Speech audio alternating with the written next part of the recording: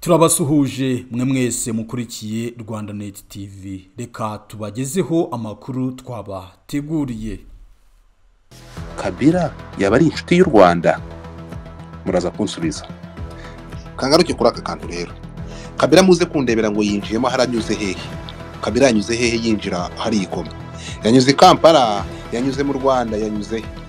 Noneho katuva hangaha urukumva ibi bintu byaba bitangaje, biratangaje Kabila kuza ko ndabyumva. Ariko reka mbaze, ni gute Kabila imbaraga za Kabila zijya kuva muri South Africa? Kabila wahize Rora akamuhigisha uruhindu ngo amwice ntibikunde cyangwa wahanganye nawe, ni gute Kabila agera igoma kuza kwifatanya na koze Rora yatangiye cyangwa yarimo undi ari Kigali atagenda Rora ategereje Kigali ariko atagenda? Niba Kabila ashobora kuganirizwa akava South Africa, Kabila kisanga aya masaha ari igoma. Ariko se reka mbaze, nk'ubwo buragize icyabo kadusobanurira iki koko? Abanyapolitiki batunyisha imbunda kuri iki? Ntabwo ari byo. So nizere ko ubu turi kuvugana turi buze kubona Ngunda yamanitse. Kuki biteye isoni? No, biteye isoni n'ikimwaro kubona aya masaha koze ya Rora yatangiye aya masaha Kabila agiye kuyibyagiramo ndari mu munyururu. Ni ibihe byaha yakoze? Arashinjwa iki? Yarakatiwe se? Uretse gato sinzi biri kumvikana. Wansobanurira gute ko aya masaha Kabila agiye kukigoma yewe bagatangira amalobbying no kumvikanisha ko Rora yatangiye undi ari mu gihome? Nijyoje kuzira inkuru. Kabila ageze igoma. Kabila ari igoma ubu tuvugana. Tugiye kuvuga ibintu mu mazina yabyo, ntabwo ndi bwongere kurya iminwa, ntabwo ndi bukunyure haraye naha ngaha. Tugiye kuvuga ibintu n'amateka yayo uyu munsi kuko Kabila officially yamaze kugera igoma. Breaking news cyangwa umuntu wafashije Kabila kigera ku butegetsi ninde uri inyuma ya Kabila? Ntabwo ngende umuheza ngo ni bro. Ibi bintu bimaze n'igihe kirekire. Godfather, I'm here to speak my mind. Ninde muntu uri inyuma ya Kabila? Kabila afashwa nande? Ninde muntu uri inyuma ya Kabila? Kabila aje gukora iki? Kabila ninde? Kabila tuzaniye iki? Kabila aje gukiza iki? Kabila ni muntu ki? Kabila ni iki kimuzanye? Tugiye gusubira inyuma muze kureba intambara izi ntambara zose zagiye zibanza. Tuvuga ko Kabila yarazirimo cyangwa yarwanaga natwe. Kuva Kabila nababwiye ejo uyu munsi ugiye kuberurira. Niba Kabila ashobora gutinyuka gukandagira igoma, n'inkundura y'intambara yateguye zikaba. Izi ntambara zose kuva ku ntambara ya RCD n'izakurikiyeho uyu munsi zishishijemo umurongo. Intambara mvuga ni ya AFDL. Izi zindi zose Kabila yarwanye nazo abantu bagashira ariko ntatinye kujoininga. Tuvuge ko ari inzira ya politiki. Tukiri aha ngaha rero, Kabila araje, hari amakuru ntashobora kuvugira aha ngaha, ntazigera navugira aha ngaha. Kabila agiye kwakirwa, ategereje ibiva muri iyi nama agiye gukora. Kabila yanyuze he aza? Kabila yanyuze he? Kabila yavuye South Africa araza n'igome, ikibuga cy'indege cyafunguye. Ninde wakiriye Kabila? Umuntu wakiriye Kabila ni umusangira ngendo, niwe pare we kuva Kabila ajya ku butegetsi kugeza uyu munsi. We being fooled for a long time ago. Wamenye n'ujye mu by'impigi n'akayihatse. Stop, ntabwo urabizi ko iwe na speaking azi cyo kuvuga n'igihe cyo kuvugira urukumva. Friend, ndi umugabo ufite ubwanwa, sibyo? Uri connected? Aha ngaha uvuga ngo tugiye gukora icyo bita guconnecta the dot. Ejo bundi mu minsi ishize Kabila yari Kampala yakiriwe na Museveni. Buriya kiragiye Museveni yavugaga ko agiye ngo guhuza ngo Kabila ngo nananga ngo na Kiseketi, bakandika biriya bintu. Kabila yaravuye Kinshasa, amafoto ndayafite. Nako yaravuye Kampala. i Kampala yahuye nande ndibite ko Kabila yuriye indege akaza akava kwa nyina Mukambuguje muri South Africa turasubira inyuma Mukambuguje ni gute bimeze Kabila nta munsi numwe yigeze agira ikibazo n'ikintu bita umunyarwanda kuva ku munota wa mbere nta munsi yigeze agira ibibazo na banyirarume ibi ngibi mujye mufata mumenye what is going on ibi bintu bibayemo my friend ngiyewe musubira inyuma mugende murebe ahantu naboneye ko ibi bintu nkazinukwa ariko se mvuge cyangwa nceceke 2008 hari icyo bita agreement gentleman. Is it agreement gentleman or gentleman agreement? Yabereye muri Minade. Ni joint agreement. Naba muri bya joint agreement is a friends ibintu ngibyo agreement is something like that. Yabaye tariki 29 z'ukwezi kwa 12 2008. Iyo nama yari irimo Fande James, irimo Laurent Nkunda, irimo umuntu bita General Numbi. Turi kumwe? Ibera muri Nadef. Okay. I Kigali byari official. Turi kumwe?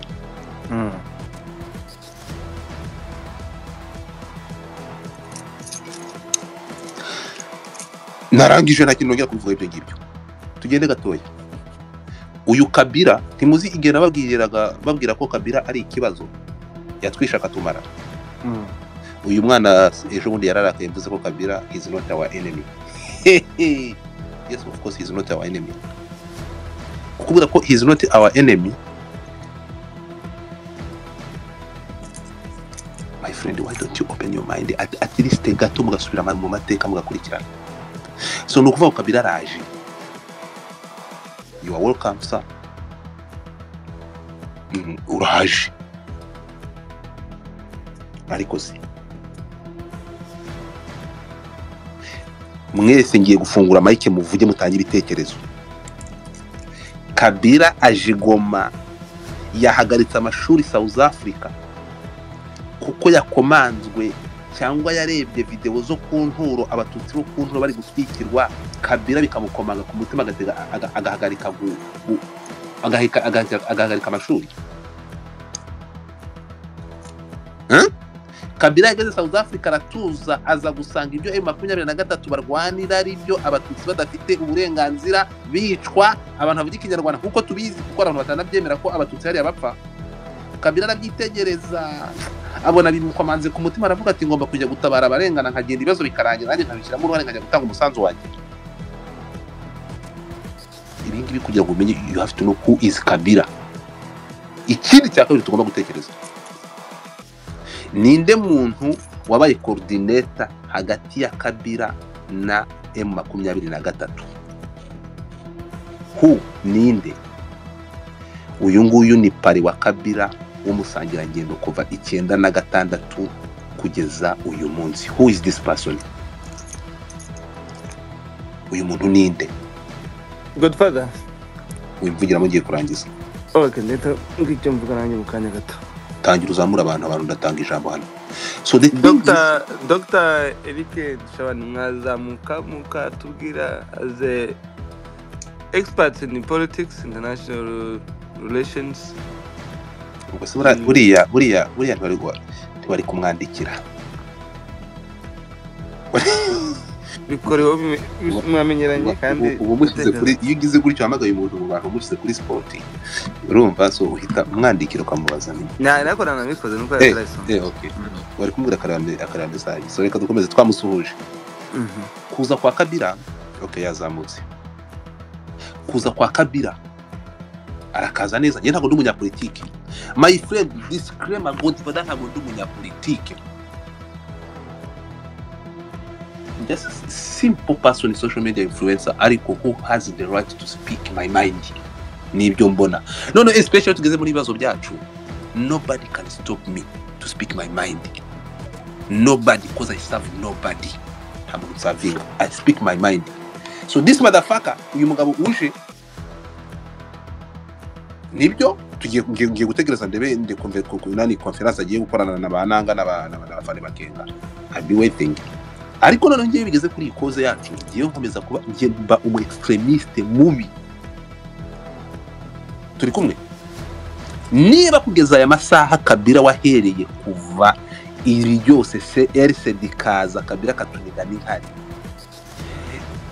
CNDP kaza Kabila katuniga n'inkari, M23 kaza Kabila akayibaga akatumara kuriya mwabibonye. Reka twemere ko nta munyapolitike ko muri politike nta mwanzi uhoraho nta n'umukunzi uhoraho, siko bimeze. Ariko sereka mbabazi ko tuzi ko Kabila mu bintu bimuzanye koze Makenga yahagurukiye ngo arwanire impunzi z'abakongomani ziri mu Rwanda no mu bindi bihugu batahe, iyo koze ko ari hodi cyo mu muheza nguni. Kabila mu byamuzanye ibyo birimo, mu byamuhamukurikije ibyo birimo. Igisubizo ngiye ndavuga ngo oya, ntabwo uyu munsi ariko tugiriye impuhwe, ntabwo uyu munsi ariko yibutse ko agomba gutanga umusanzu atarabutanze ari president. Uyu munsi azanywe n'iki? Kuko bibabwira I will put some respect, kuko naye masaha turamenya ko bamwakiye official, niyo mpamvu ntanguranijwe n'iyi space, kuko M23 koza I trust that guy.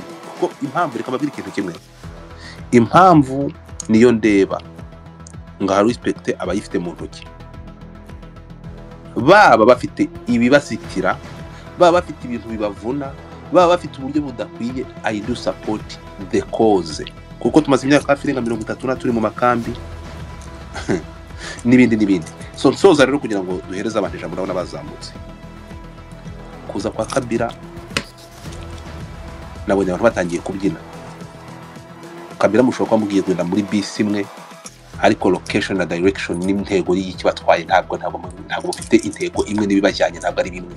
Kabila afite inyungu ze n'ibimujyanye bye, nta hantu duhuriye na Kabila.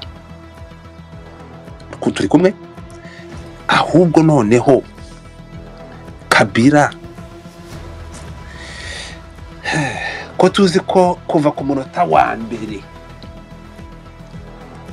batubwira ko Kabila adacana uwaka n'u Rwanda bashinja gufasha M23. Connecting dot ndarangije ko Kabila tuzi ko kuva kuri ku munota wa mbere ibibazo ari wabiteraga, ibibazo ndi kuvuga batangaho reference n'abavuga bakagaragaza ibibazo M23 irwanya n'ibyo yahuye nabyo. Aya masaha u Rwanda ruvugira M23 rukagaragaza ibibazo bahura nabyo n'icyo barwanira, kandi icyo barwanira bakirwaniye na Kabila igihe kirekire. Bivuze ngo uyu munsi noneho Kabila ari d'accord n'ibyo u Rwanda ruvuga ko aba basore ibyo barwanira ari ukuri. Kabila yaba ari inshuti y'u Rwanda, muraza kunsubiza. Mpera abantu vuga ijambo hanyuma twakire abaje mbere. Monsieur Abe, muri kumwumva mwebwe? Rukaka ntabwo ari kuvuga, sinzi. Fata ijambo. Okay, urakoze Godfa, ndabasuhuje mwese. Muranyumva neza noneho? Urakumva? Okay, urakoze. Wa mugani ejo warambwiye ngo nyavuga nkuri muri marathon, kaze mu munsi naho ntangire mbyige. Nije okay. Ntago ibyo uvuga je suis d'accord à 100%, ijana kugeze kurindi. Hari impamvu ebyiri mbona zazanye Kabila hariya mu misozi y'iwacu. Impamvu ya mbere mbibona ni opportunisme, donc ari guprofita kubera ko nta kindi kintu cyabasha kumusubiza kuri bwa butegetsi, cyane ko yabo yiye hari mutoya akabuvaho bwa ariho bwari buryoshye. Noneho agakoresha impamvu zituma buvaho nyine. Impamvu yatumye buvaho yari amategeko, cyangwa se tuvuge ni bisanzwe amategeko uko ameze, ni manda ebyiri zizarangira tugaherekanya ubutegetsi sava. Ariko twibuke ko yabo yiye afite imyaka 29 akabuva afite imyaka hafi 50 ndetse 52 gusa nibuka neza, suko atani kibazo, ariho butegetsi bwari buryoshye mu byukuri. Agerageza kubutanga mu buryo, ariko nabwo muri koko manda yarangiye 2016 agatinza amatora agashyiraho imyaka 2 y'inzibacyuho itaremeranijweho n'umunsi ashyizeho umuntu wagombaga kumusimbura witwa Shadari, biterwa amabuye ajyaho mu kumvikana, habaho mediation wita Nanga ari wanabikoze. Ariho nsubira ku cya kibantu uvuga ati kandi n'ubushize nabibabwiye, umunsi Nanga yageze ibunagana niwo munsi Kabila yinjiriyeho ibunagana. Ibyo ntawe ubiyakana, nitunabibona. Ntago twajya kubirwanya ko even myself nanjye ubwanjye Astras muki muri bara abantu bayobora AFC M23 ndaba bose pe ndabumva kandi ndanabizeye, ariko nubwo nabambizeye ntago bikuraho amakenga. Abafaransa bavuga ngo la confiance n'exclut pas le contrôle. Niba ushaka kuba wizeye umuntu ntago uvuze kutazamugenzura. Ese igiye yakwirukankanye kwitagira ibinturo ko buri munsi uhora uyikangamo ingwe. Uyu mugabo utaradukunze harabazavuga ati ntago yigeze yica abatutsi. Oya, ibyo si byo. Yarabice anabamara, ubwo ko we ntiyanabishe ngo nabice ngo agende abatera amacumu ariko abamwe yarabafunze, abandi kubi abica urubozo gute, kuko yaragiye azana n'urugero afata General Gakwavu wo Jerome Gakwavu kuva muzi yabaga muri Province Orientale, amushyira Kinshasa, amushyira dispo, afata abagenero bose benshi barimo ba Bonane, afata abantu bose aragenda bagira dispo. Kandi yuri dispo muri Congo nta fonction ufite, iyo nta fonction abanyaringa bandi ngo fonction équigrade. Niba yarabimaga fonction akabaha amagrade bikaba ari ibishushungwa, amushyize hehe mu dispo Kinshasa cyangwa se hehe akamushyira muri Kamina, undi akamugira mu Province Orientale. Mu byukuri ntago bari iwabo, yibagiwe ko mu byukuri impunzi twari tumaze imyaka isaga 20, uyu munsi maze kuba 30. So ntago ntekereza ko ratabisha, ahubwo yarabishe kurushaho, yarabamaze. Ahubwo usoza yarafata RCD kandi soze papa afata RCD ahigira ubusa, afata CNDP ahigira ubusa, arayigambanira igira ubusa, afashe M23 mbere arababeshye, ajyanye hirya hariya. Les maîtres bari inyuma ntago tubazi. So reka mvuge nti rero kuba yaje je me pose pas, ntago mbirwanyije kuko bara muri AFC M23 bafite impamvu babikoze, simbirwanyije, ariko ntago amakenga yanjye nzabivuga mbivuge ku munsi wa mbere. Ahubwo mumere nka wa mukobwa ushima ati nzabishima nageze mu nzu, nzabishima nabibonye, usiye ko ngewe nta dalili zigaragara ko bizabaho. Mu byukuri niba tunakomeje twagira Kinshasa, kandi birashoboka, babwije ukuri ko n'ubundi bazongera batwirukane, twongeye tujye mu ishyamba, n'abazaba baratashe bakagibunagana, bakagimasize, bakagira ucuru, bazongera ugaruke mu makambi. Ibyo nge niko mbibona, ntihagire undenganyiriza igitekerezo cyanjye, niko mbibona, ariko byaba amahire bitabayeho. Reka ndekera aho papa.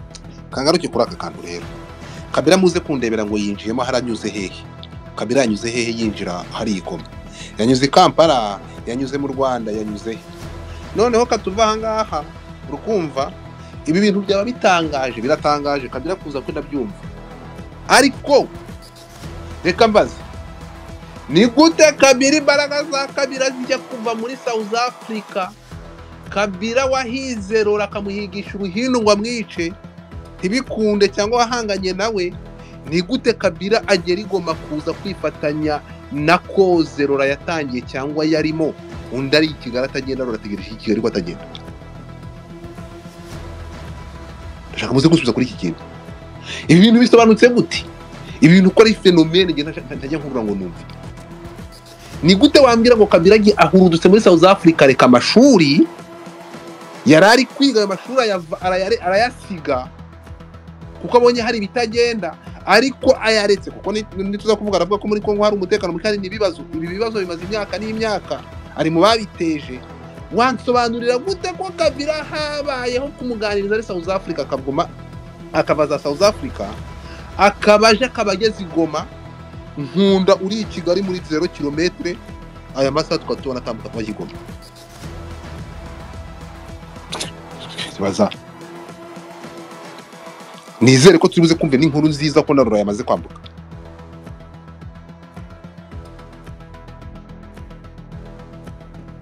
muri politike bana politike hano, bana politike angana ngo nyine umunyapolitike turabaturage, we speak turibaza ngaho diplomasi baragiye barambagije nangaje muri Kenya Kinshasa zungurutse muri Kenya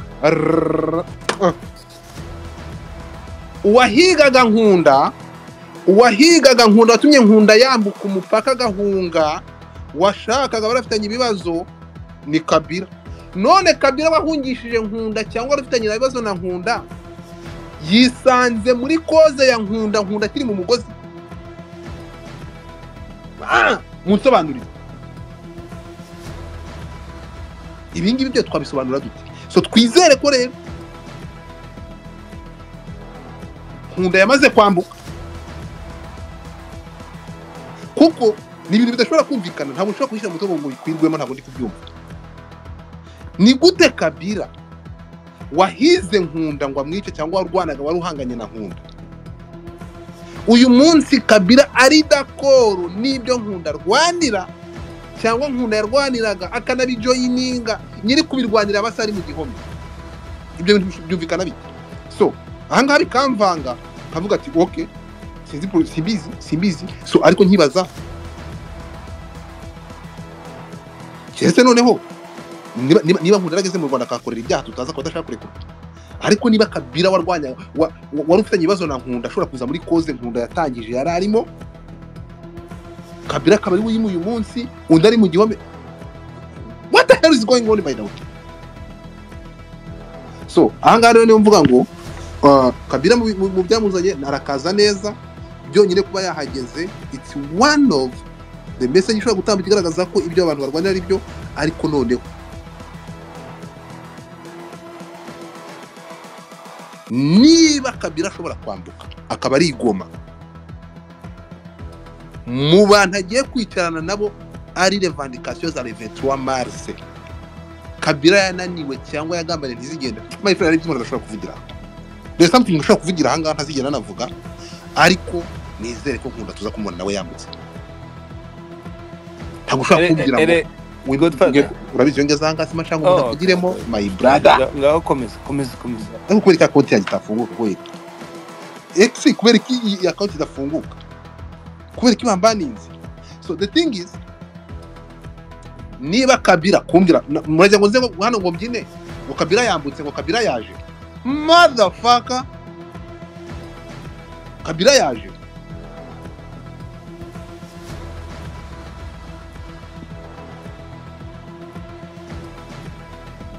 Rekabazi. Imbaraga Kabila arazifite nibyo. Aje mu nyungu ze, ntabwo aje mu nyungu zacu. Cyo ni kimwe. Dukeneye niba Kabila ashobora kwambuka, ariko tuba muri community iteyite. Iyi community tubamo, reka mbabwire ikintu kimwe, turi community imeze ite. Mbonye abantu hano ngo wawe tubungitse imbaraga. Niba Kabila ashobora kuza, ntabwo numva fenomene yuko umuntu Kabila yarwanyaga niwo wahize nkunda. Iyi ntambara iri hagati ya Kabila na nkunda, ni gute intambara iri hagati ya Kabila na nkunda aya masaha nkunda Kabila ashobora noneho kujoininga koze y'uwo yahigaga yo barwanaga? Ntabwo ugize abashitsi, ugize ubwoba tumuka gahambirwa. Ntabwo ugize abashitsi, nta bashyitsi ugize. I'm just trying to speak the thing you cannot speak cyangwa udashobora kuvuga. So fuck off tumuka. Abashyitsi ugize, abashyitsi bavuye hehe? Hasara gabanya vuga, ariko hasira mugabo we wanditse. None se ugiye kuzana mu marangamutima yanjye uya driving ubwo ko yatwara? It can't happen. Ntabwo ushobora kugenda gutyo. So hari ukuntu avuga ngo urumva ngo bya politike, there is no politics here. Nta politike iranga kandi abanyapolitike bazo bite byanjye ibintu bya politike nibihe. Ikintu kiriho ni iki, ntabwo ushobora kunshyira mu mutwe ngo bikwirwemo uburyo ushobora kuzana umuntu muri koze. Uyu munsi nkunda ari mu gihome, ufashe Kabila wahigaga nkunda warwanyaga nkunda, aje ubu ari igoma agiye kwicarana na Makenga babane. Of course nuko ari dakoro y'ibyo Makenga arwanira. Ni munsi banurira ibintu Makenga arwanira nkunda atarwaniraga cyangwa nkunda atazize. kumva mu matwi yanjye muri kumvira ngo Kabila ingoma nkunda ari mu gihome ni nko kunyara mu matwi urumva bro. So the thing is it's okay, wanasanga na nkunda yaramaze kugenda nta wamenya, ariko nizere ko ariko ubu ngubu tuvuga ati tugiye kubona amahoro.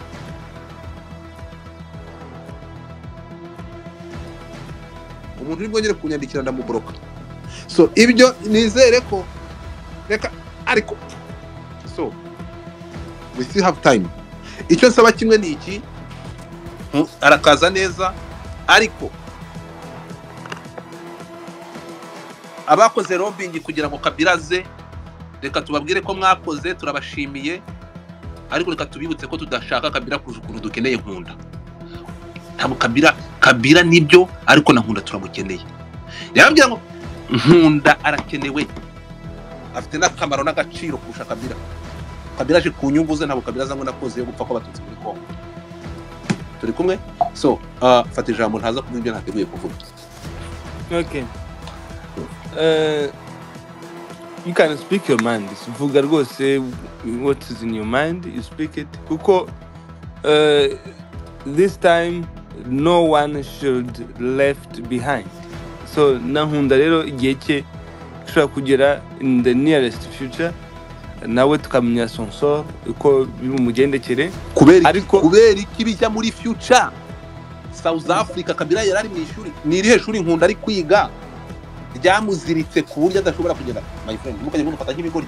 Iyi class etagato nkugire gutfada class politique bafite uko bapanga, ibyo bya politique modifada bafite uko bumvikana. Politike kandi ntumburanye muri ibi bintu ndagusaba.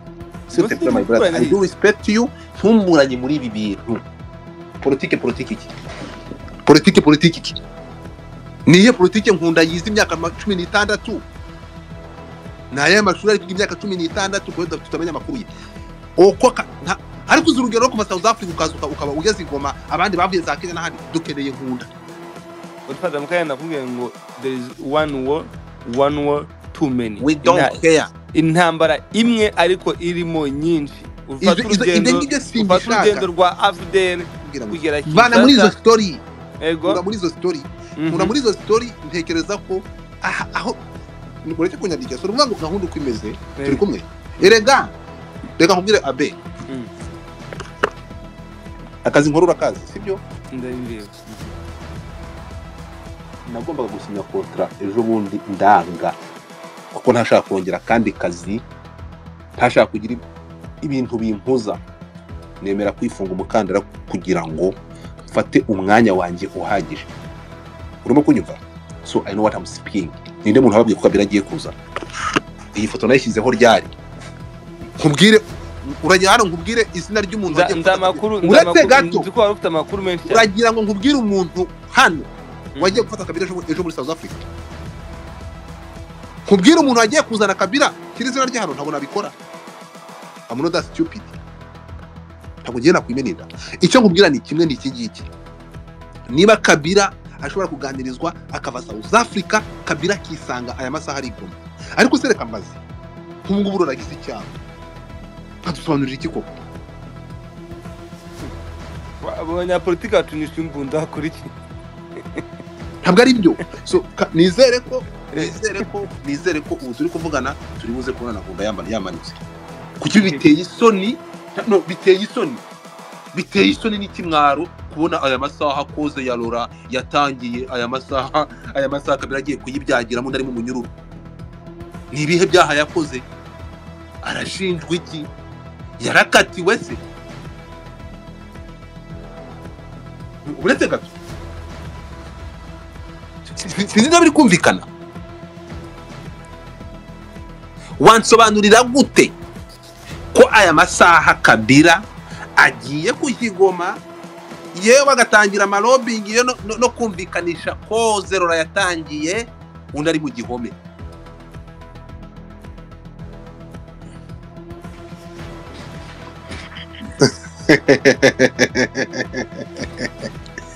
Reka nkubwire Abe, umuhungu wa Mukambuguje uri kumva umuhungu wamukambuguje uyu muhungu wamukambuguje urukunyuma yavukanye urubuto so rero ntabwo yavukanye urubuto niyo mpamvu navuye inyuma buriya nkaza buhoro buhoro erega iminsi ijana ntabwo iragera. I told you in 100 years uzi impamvu na hosting muri space you know why uzi impamvu ndi gukoresha iyi account y'abantu ibintu bingahe there is a difference between quantity and quality. This name Godfather, even if I have 0 followers, abantu bakurikira ibyo dukora n'ibyo tuvuga ntabwo bakurikira umubare w'abantu. Iyi account nayitangiye kwikoresha umunsi ejo nejo yesterday sibyo twarakuze turi bakuru we can speak by ourselves and we don't need any permission to anybody, to anyone to speak what we think. Reka nkubwire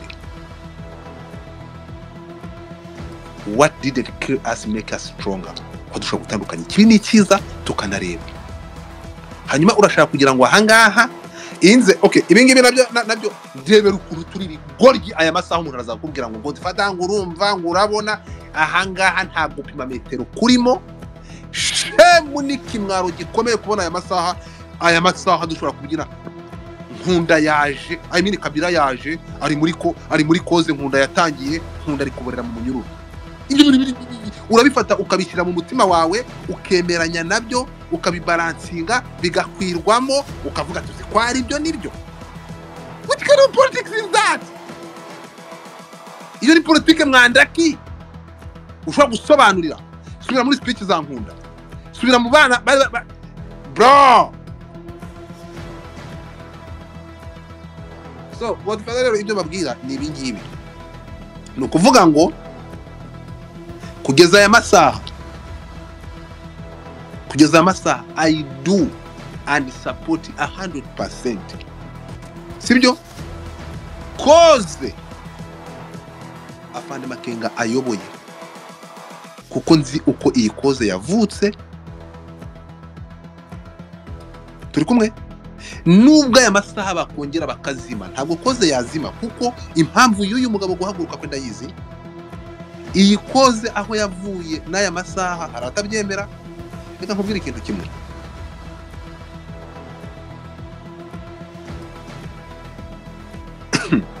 so the thing is dufate umuntu Kabila ngo waraje ngoma nimugere mu byinye yaje nibyo hari n'izindi mbaraga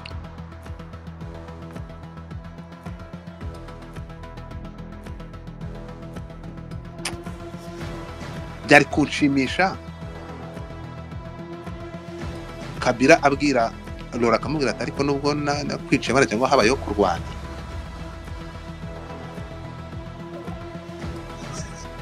ibyo warwaniraga n'ukuri nkuko ari buze kubibwira Makenga agahuza amaso na Nkunda nkuko yahujije amaso nkuko ari guhuza abigiye guhuza amaso na Makenga turi kumwe ariko se nibihe ngira kabazo mbaza gato uretse kumbaza ntabwo wantumiye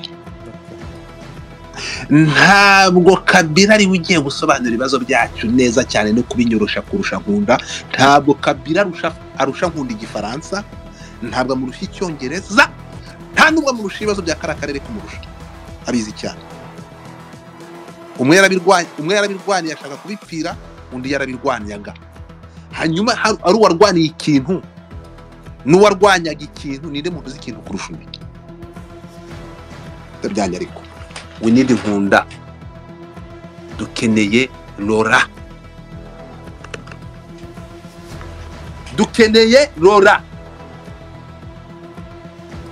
biteye agahinda kubona Kabila Goma Nkunda mu gihome. Hanyuma tubyine ngo Kabila yaje arakazana amagara. Reka nkubwire, tuzafata umwanya, ntabwo byumvikana. Stop fooling us, we are not that stupid. Ntabwo turi ibigoryi, murekera umusigeho.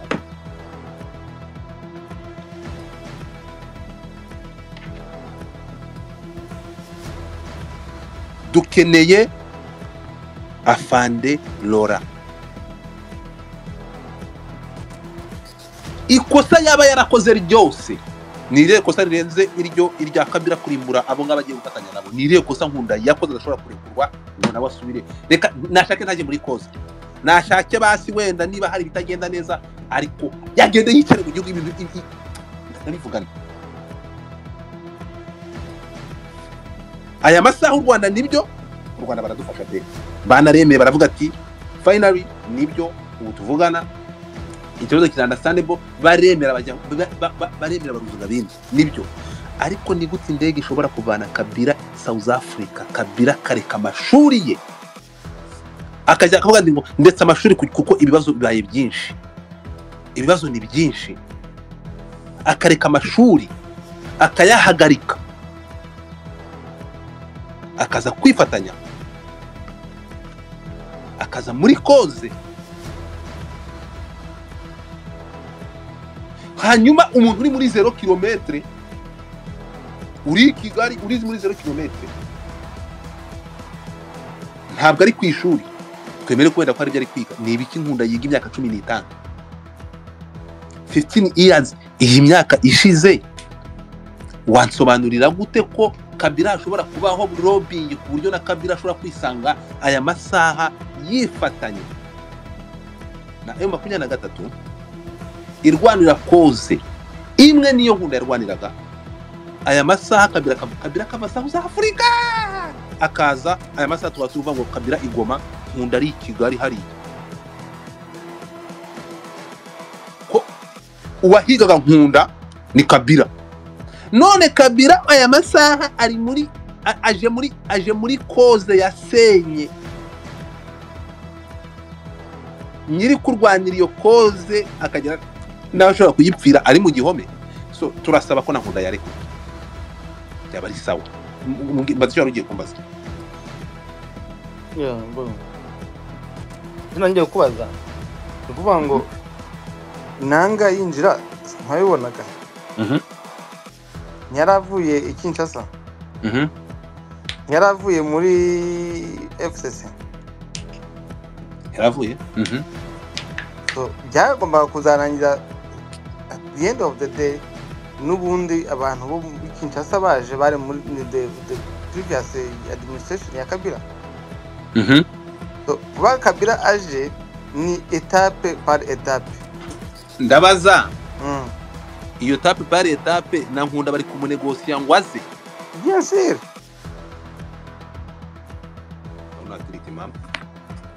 Ngo duha amakuru rero ufite noneho ko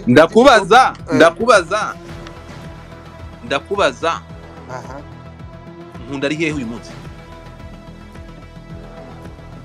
Ari he? Nsubiza. Onse Kabila araza yobora AFC. Kuse ndakubaza nsubiza, ari he? Nkunda ari. Can you answer that question? Ntabwo ufite igisubizo utasubiza. Ahari hose ari he? Ahari hose ni muzima nukusaha n'isaha nawe aza. Ndakubaza ari rose Kabila aho yararwaye yavuyeyo kugira ngo adapfa. Stop. Nkunda ku makuru dufite nka communauté, Nkunda nuko ari mu Rwanda kuva 2010 2009 harya 2009 jusqu'à aujourd'hui. Nkunda ntabwo ari mu Rwanda nko mu tourisme, ntabwo Nkunda ari mu Rwanda nk'umuntu wagiye gusura, nta nubwo ari mu rugendo shuri, si n'umuturage, ntabwo asabye ubwene igihugu bw'u Rwanda. Nkunda ari mu Rwanda nk'imfungwa, arafunzwe, tubishyireho akadomo, arafunzwe.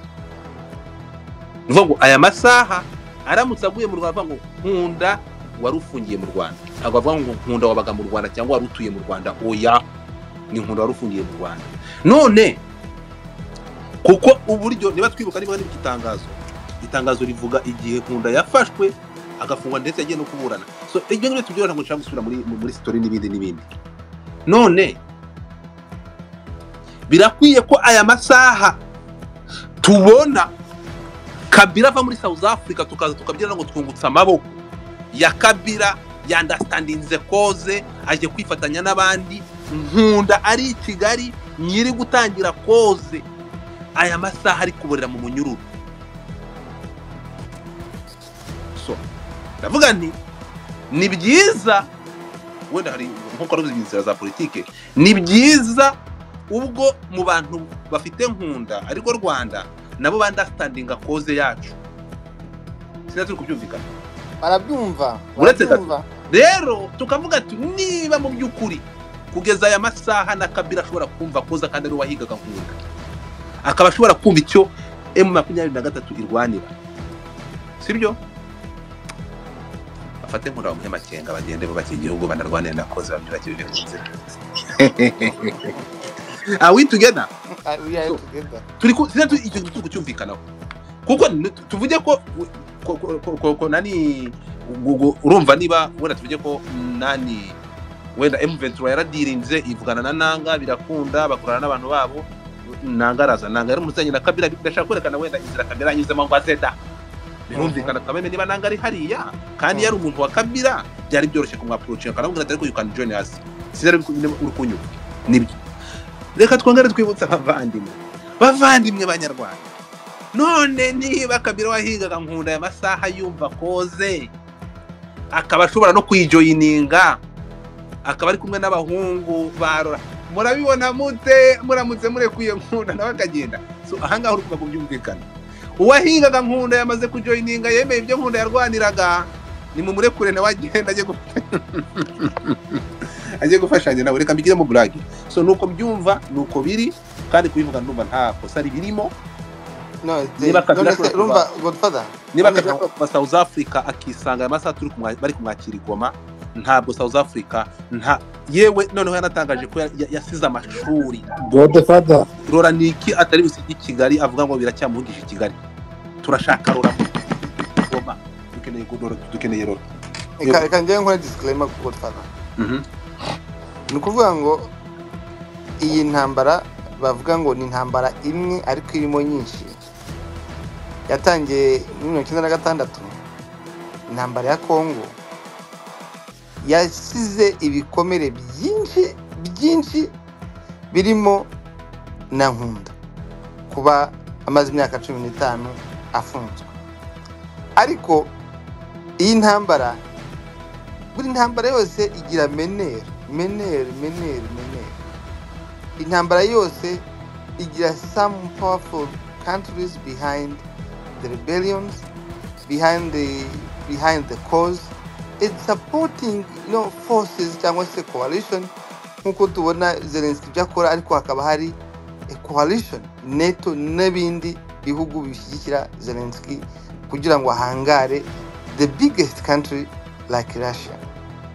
So rero hari n'igihe tubona rimwe na rimwe Zelensky barimo baratongana bashaka kumwe ati wowe bite byawe. So we don't know what happened to Nkunda n'abameneri be n'ababoss be kugira ngo bageze iki gihe. Ababoss be ni bande? Nkundagira ababoss bankunda ni bande? Nabaza ko njyewe mazi iminsi nsoma igitabo kirimo uretse gato Afdel kuva ababoss yivuze ngo ababoss bankunda ababoss barora ni bande?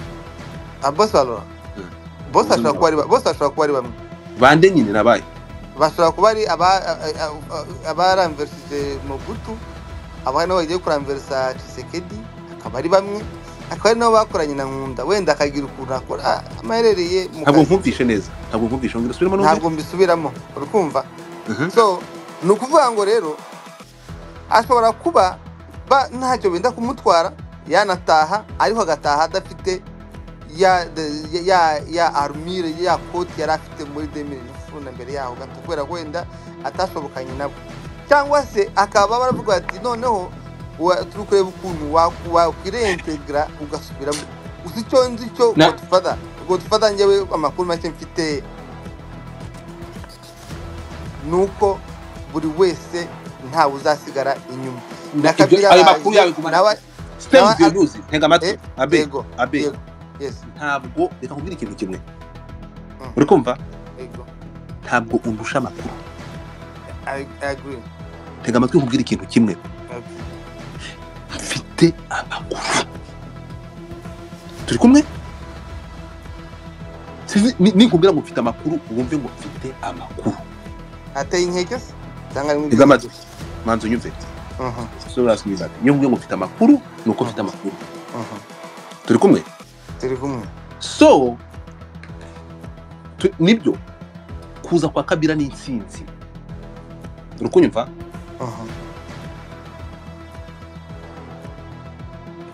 kujya kwa Kabila kuza kwa Kabila sibyo space igiye kumara hafi saa siko bimeze ego kuza kwa Kabila ni intsinzi cyane tena ugerageze unyumve kuza kwa Kabila iwacu ni intsinzi yaba muri diplomasi yaba mu mbaraga mu byina intsinzi ugerageze unyumve cyane ni intsinzi ku rundi ruhande rero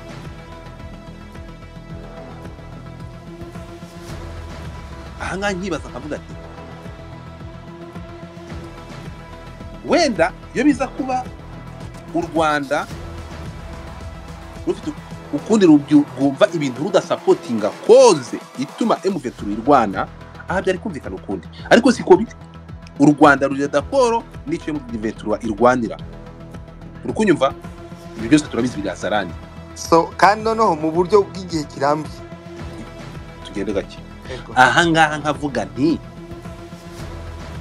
niba uwarwanaga cyangwa uwahigaga kunda ari Kabila aya masaha mbere yuko Kabila ajoininga M23 nuko ari dakoro yemeranya n'ibyo barwanira siko bimeze cyane none nkabaza u Rwanda aya masaha niba Kabila ibyo nkunda ibyo yahigiraga kunda aya masaha believing akabashobora no kubijoininga wansobanurira gute ko Kabila ashobora kuva muri South Africa aya masaha akaba ari Goma turi kuvugana turi kumwe ariko Lora akaba kiri mu gihome ntabwo u Rwanda rwagize ntabwo rwari muri lobbying reka mvuge ko rutari muri lobbying yo kuzana Kabila cyangwa yo kugira ngo Kabila yisange Goma turi kumwe ariko se none ntibamenye n'amakuru yemwe hano rantumva ikinyarwanda uwahigaga Lora watumye ahunga agafungwa uyu munsi ya joininze koze Lora yarwaniraga n'icyatumaga Lora arwana uyu munsi yaje gusanga yararwaniraga kuri ya joininze ari Goma none Lora arakora iki mu munyururu Lora nuko umufata nk'abantu basanzwe muri iki gihe umva tugategereza ibizakurikira listen to me wongeye kuvuga iryo jambo natandukana nawe utazasubirana nawe do never ever mu maso yanjye kongera kumbwira ngo urafata Lora nk'abantu basanzwe niba uzanga ukambwira ngo urafata Lora nk'umuntu usanzwe nta bitandukane na Gisegeti uri aduyi iyo ni hypothèse nibajije gutfata ubu kandi uvuze yuko reka nkubwire rero ko gasanzwe please nabandi ntasanzwe hega amatwi listen majwi yose manzu nyumve gato udasabwe iyo majwi nubundi manza unyumve gatoya okay go ahead sibyo ntabwo ndi muri deba hano ntabwo ndi muri deba ntabwo ndi gusangira n'abandi ibitekerezo ntabwo naje kungurana nawe ibitekerezo no I'm speaking in my mind turi kumwe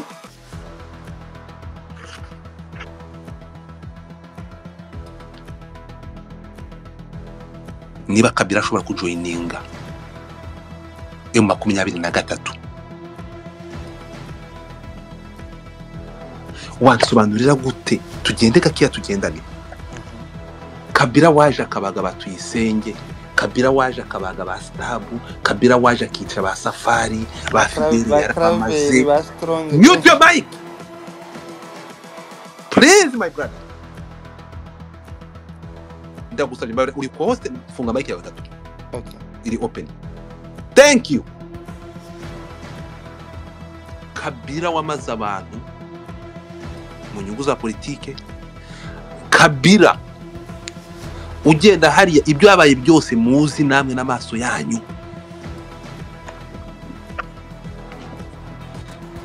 ni inkuru nziza kuri mwebwe ko Kabila y'amasaha ari Goma nkunda ari mu gihome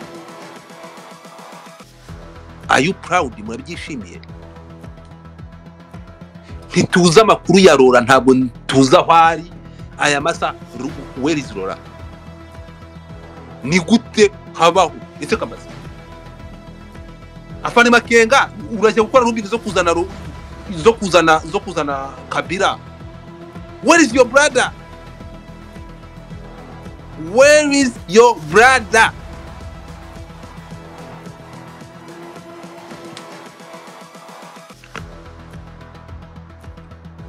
Niki Nkunda yaba yakoze gishobora guhinduka ikintu kibi kuri ashobora guhera mu gihome? Kabila wagusenye akamara abantu, abana bakabamarira kwicumu abica. Aya masaha ugiye guhurira nawe ku meza Nkunda ari mu gihome, ibintu bishoboka bite?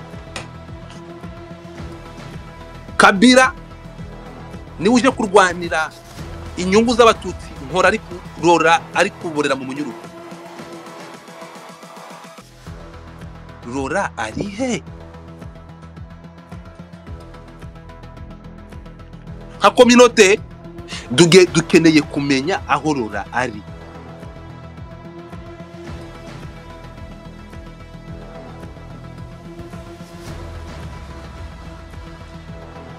Abakada n'abandi bantu tukeneye kumenya Rora ari he? Okay, Rora yahindutse aduyi, tubimenye. Niba Rora yarahindutse aduyi mu bitubwire tubimenye, tuvuga ati Rora yahindutse aduyi, reka dukomeze umurongo dushigikire ko tube muri koze, kuko uyu nguyu ntabwo akiri yahindutse aduyi. Nabyo tubimenye. Kuzana Kabila abantu babyina intsinzi. Kabila yaje avuye South Africa, yaretse amashuri arajoina inzara igoma. Rora ni irihe shuri Rora ari kwiga i Kigali?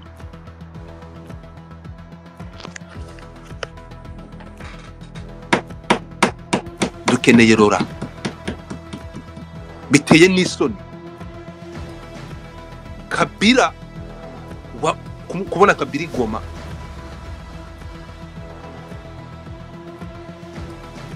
muri koze yatangijwe na Rora ari kuborera mu munyururu. Reka ndibaza,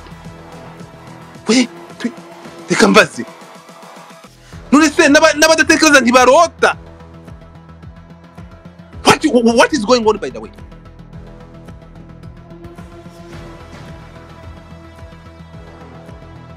Makenga warashwe na Kabila aya masaha. Kabila okay, nibyo ntabwo ndi umunyapolitike, muzi. Reka babwire ikintu kimwe,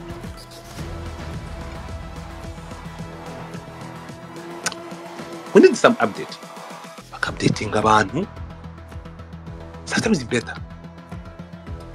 I agree. Sometimes is better. We need some update. Where is our leader? Where is our brother?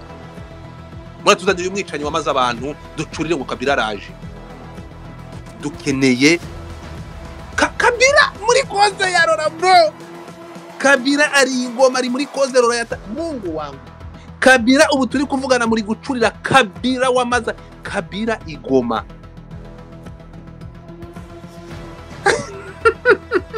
Kabila mu masezerano yasenye ya 23 Mars uyu munsi aje kuyashyigikira.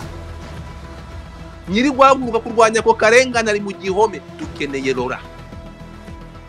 We need some updates. Bitari ibyo tuzavuga paka ku munota wanyu. Ntabwo turi bigoryi. Dukeneye Rora. Ahangaha ku rundi ruhande wenda nk'abantu nk'abandi bantu bavuga ukundi babona ibindi bintu, nabyo mwaza kudufasha mukatubwira mukadusobanurira tukabimenya. But now ibi bintu mwabisobanura gute? Murabisobanura gute ko ubu turi kuvugana Kabila igoma Rora mu gihome? Ntabwo ndi umunyapolitike. I speak my mind nk'umuturage, nk'umuntu uraho simple individu.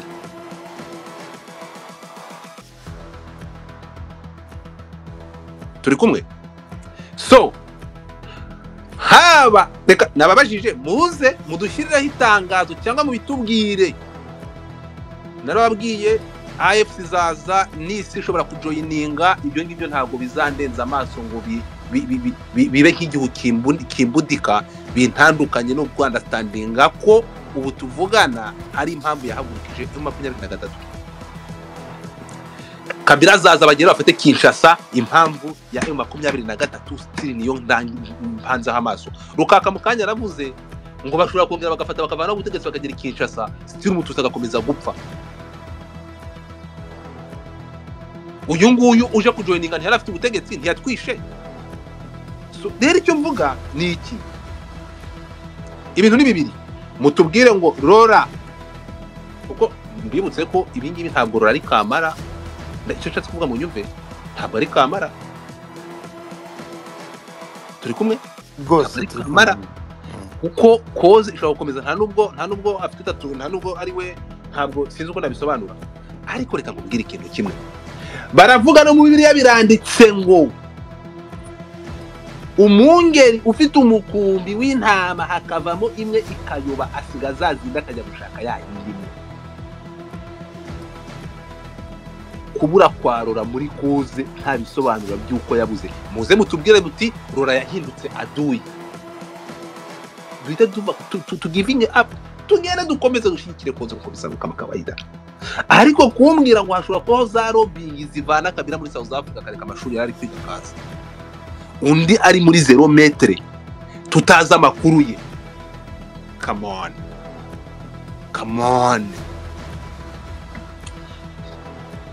Twavuze ntabwo turi ibigoryi ko tutaza akamaro n'inyungu za Kabila kuza. Turabizi cyane. Ndabisubiramo. Kuza kwa Kabila n'akamaro ke, niba ari abantu ibintu byo kuza kwa Kabila, that's why I say it's a breaking news. Yes, it's a breaking news. Ku mpamvu yatumye abasore bahaguruka. Kabila is a big huge profile. Kuba kugeza aya masaha agiye kujya yicara mu bibazo bye n'inyungu ze n'icyacu kigagenderamo, ni insinzi kuri twe. Ariko ni insinzi mu mboni ya buri wese wakurikiye ibibazo kuva mbere. Ari njye mbabwira ngo ahashize ntabwo twahibagirwa, ahangaha ahashize hagiye gutanga ijambo, kuko buri muntu wese ugiye kubona Kabila ashobora kujoininga kandi waturwanyaga, ariko amasaha akaba ashobora kuza kurwanya karengane afatanyije n'abarwanyije karengane akiri umuyobozi. Abantu akaba ashobora kujoininga kuza kurangiza karengane yarwanije. Ntabwo bivuze ko aribyo byamuzanye. Ntabwo Kabila yaje hara kubera umututsi, my friend. No, he's there because inyungu ze, ariko muri izo nyungu ze bitewe n'imbaraga ze.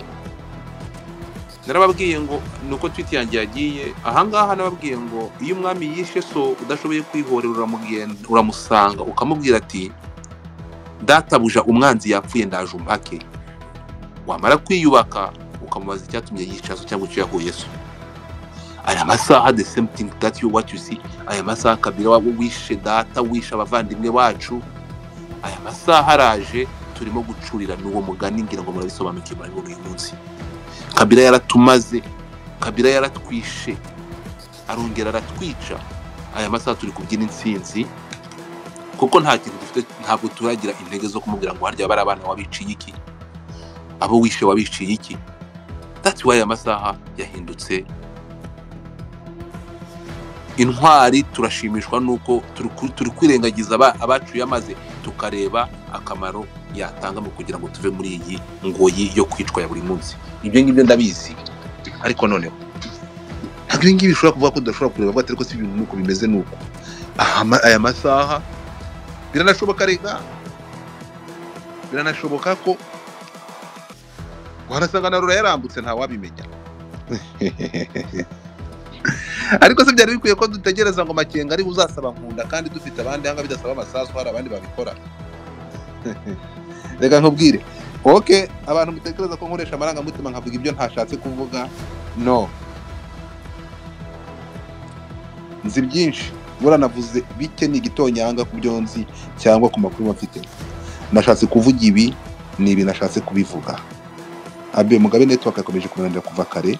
Unyemerere nka co-host niba ntacyo bigutwaye, nakire Mugabe, urumva atubwire. Wasanga azanye amakuru, wasanga atuzaniye amakuru avanye amubwira ati babwire ko Muga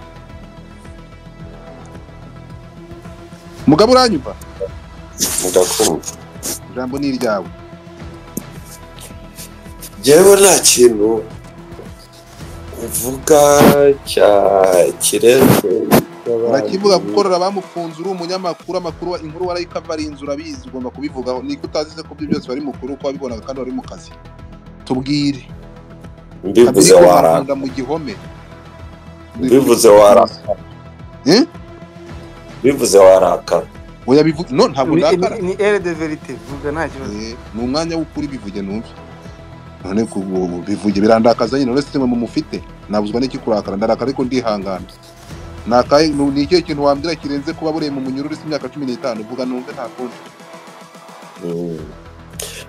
ndabanza mere kuri ndavuga ibintu mu buryo butatu mu bice bitatu icya mbere ntabwo byigeze bishimisha ifungwa rya Nkunda naranarikurikiranye cyane ariko buriya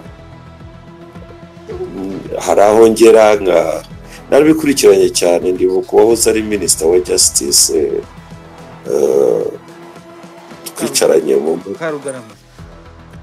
twicaranye mu modoka tuganira ku kibazo cya Nkunda ariko bumva nawe ukuntu akivuga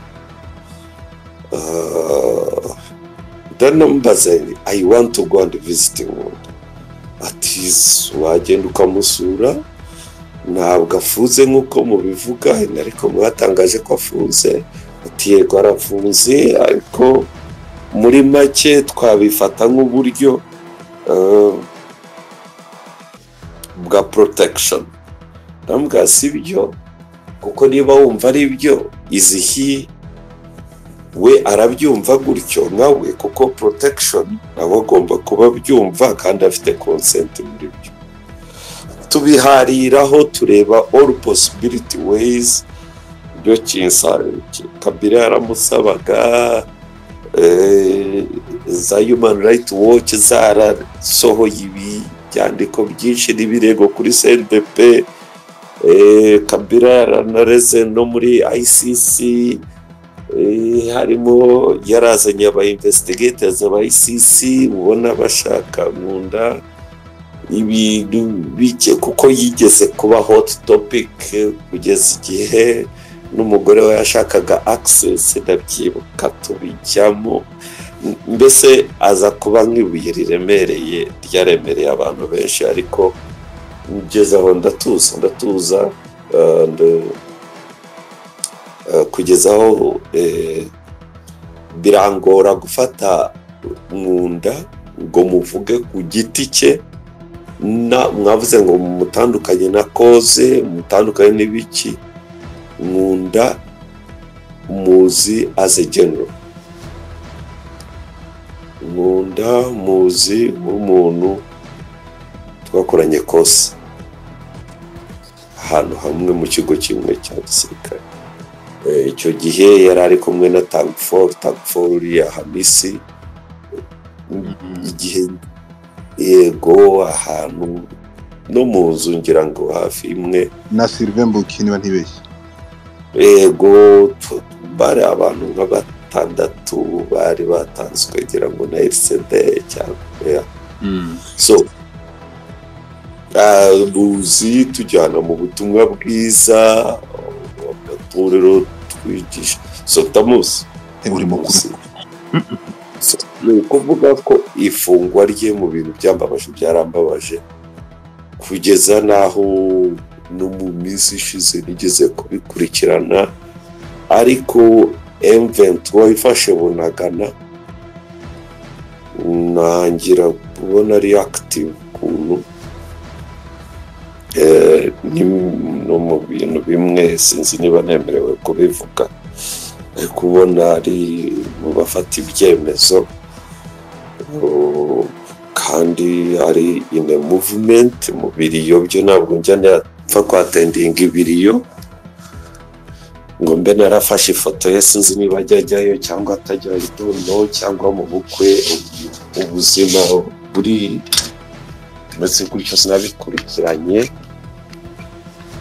ariko kumenya ko abonana n'umuryango we is active egera telefone uko abonana n'umuryango we is active. Ikindi mbona abantu movement yari arimo barayumva bakanayisobanura bakemera no kuyizira bakanakora ibintu nabona kuri jyewe iyo wemera ikintu ukanagitangaza ahagaragara mu banyamakuru ukanakivuga mu nama zikomeye nka UN Security Council no mishyikirano itandukanye, mbese ugasa nk'aho ari wowe muvugizi wa cause kandi ubivuga akaba ari perezida wa repubulika, aho ngaho biba birenze. Jyewe naho haza Kabila yewe na Tshisekedi naho yaza Igoma akiyunga na M23 kuba nkunda atarakora press conference cyangwa ngo agaragare cyane ntabwo byavuga ko ari ku ruhande cyangwa afunze cyangwa adafunze. So kugeza ubu icyo nshaka kuvuga nuko ntabwo namubarira mu rwego rw'uburenganzira bwo gufungwa no kutafungwa, namubarira cyane muri political cards. Ibyo nibyo navugaga ko bishobora kukurakaza. Ntabwo bindakaje cyane. Of course. Ntabwo kuba Perezida Kagame yego ni perezida nyine kandi ibyo kora turabishima ariko ntabwo asimbuye Rora. Urimo kunyumva? Ntabwo Kagame ko atuvugira kubavugira koza nayigaragaza mu rwego kandi afite imbaraga zibikora ntabwo none ahindutse.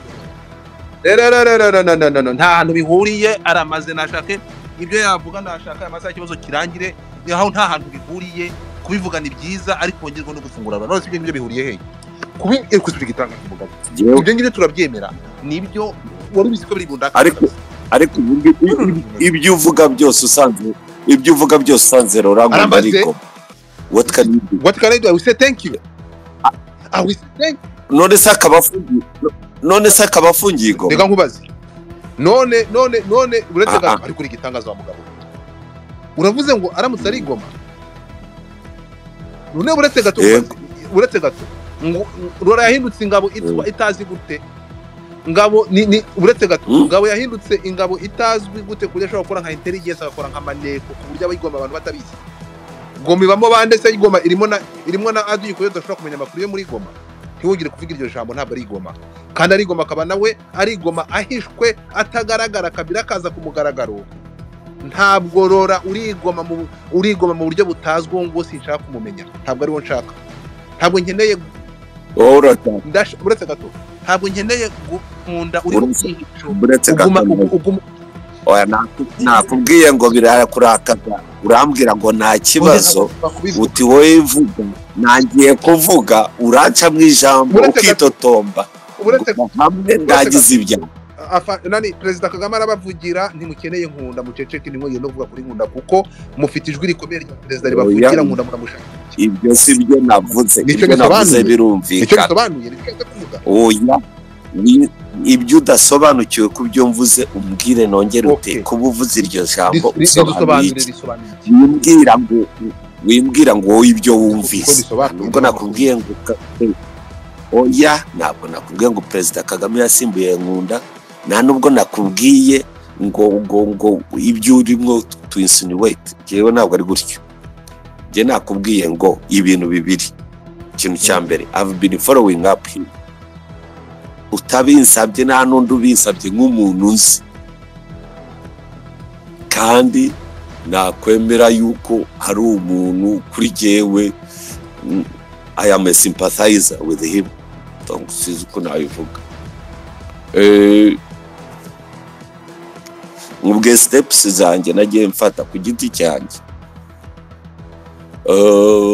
ari nta n'umuntu wanumye nta n'icyo nakora kubera ko bantumye and by the way here kuvuga ngo kuba mumufite I am not here ngo ndi umuvugizi wa leta cyangwa afite urwego rwose rwa leta mpagarariye, ndiho ndavuga ibitekerezo byanjye, nibikurakaza ucisha makeya umbwira utuvuze nabi, ndemera ko ari responsibility ya Mugabe Robert cyangwa Mugabe Bob. Ibintu byo gushaka kubidurumbanya ntabwo mbyemera. Nitudahuza ibitekerezo it's fine, isi ntabwo yarangiye. Aho ngaho niho duhera. Jewe ku giti cyanjye right now nkoze my political calculations, yenda nuko batamufunguye ngo bakore press conference cyangwa se movements ze agenda zitangaza, icyo nzi cyari mu bafata ibyemezo. hanyuma wowe ibindi byo mukanyuti baramushatse mubura, uwo muntu wafunguwe mukaba mubana aho ngaho, uri i Kigali nawe ari i Kigali cyangwa arasinza aho ari, uwo muntu wafunguye nk'umuntu mwabanye ku ikosi mwavuganye tuvuga butumwa, urumva utarabaye umuvandimwe, none wampaye nimero ye cyangwa ukamubwira ngo hari abantu waje ugakizura urugamba, umuntu udafunzwe tekereza ko yavana izi conspiracy, waziyaranje ukamudutumirira tukavugana nawe hano akavana izo conspiracy, cyangwa akatubwira n'ubundi buryo tuma akavuga atereka mureke ibyo mutesha ntabwo biterebe. Can you waramushatse uramubura tanto yarafunguwe nawe tubwira ko wamubuze? Ariko nyuma yaho naje kumubona, ndanamubona agenda. Uravugisha ukuri? Uri arihe? Atwaye imodoka ye tamubona arahari. Abahe? Ugiye gutangaza adresse se muravugana raho. Ninde wamushatse se akamubura? Ninde wamushatse akamubura? Ntabwo wamushatse akamubura. Ninde wamushatse usibye ibyo kujya afite yakomoka yatashye yanze gutaha? None se ibyo ngibyo najya kumucarengega kuko udataha. Uravuze ngo baramufunze ariko ndashaka gutaha. I don't know, genda mubona Mugabe kandi si nyine everybody sees him, ntabwo yihisha. Okay, wowe rero ibyo uvuga bimwe n'umujinya ubishyira muri biki, ibi bintu ushatse wabyitonda kuko ntabwo ngukange ndiho ndaguha amakuru. Uramubona? Oya we no. None se wowe ntutume nkubahuka ntunkange byitondamo. None niba umuntu agaragara aboneka bose, nkeneye kubona undi muntu hagira undi muntu uzamuka ambwira ati ariko ibyo akubwiye nibyo, niba barafunze general se isi gaceceka wowe uri kapora uri ariko Mugabo uri gitangaza. Ninde undi muntu wamubonye azamuka ambwira ati byo Mugabo ari byo nanjye nawe naje bundi kugishushu cyangwa nuko. Jewe icyo mubwira ni kimwe, ariko nimvuga ibintu utemera ukanyima ijambo kambwa ngo sinkukakije, ntabwo gamije kugukanga, ndagukangira ndagukanga ibiti ushaka naceceka uri ucecekesha. Oya ntabwo nakubwiye ngo ceceka please, nakubwiye ngo ibyo ushaka wabyitondamo, kubera ko wasanga nawe afite ibyo akora bye mu buryo bwe atifuza gutangaza, cyangwa se ariko abamushaka umuntu wahagurutse akaza gushaka nkunda aramubona. Yewe nutabishaka no muri supermarket n'ahantu hose nkunda is there. Mugabe nshaka kubaza ikibazo niba bitakugoye nagaruka kubuca mwe. Mugabe ni igitangaza.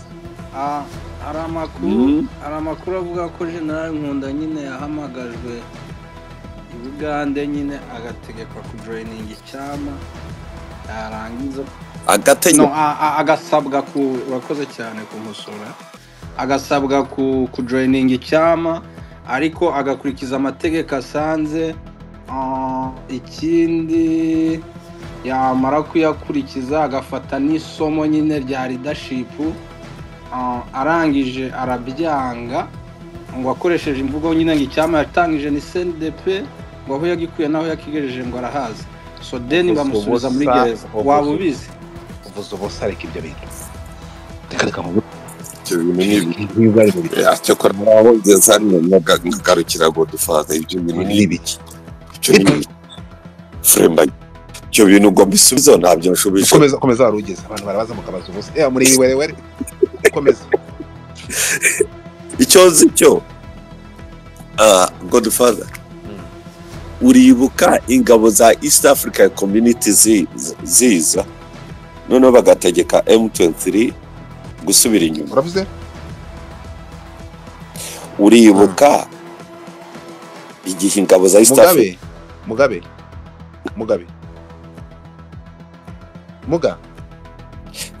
ziza muri Kongo, uranyumva Karame? ndi kukumva, reka ndi kukubwira ngo undushye, sibyo? Do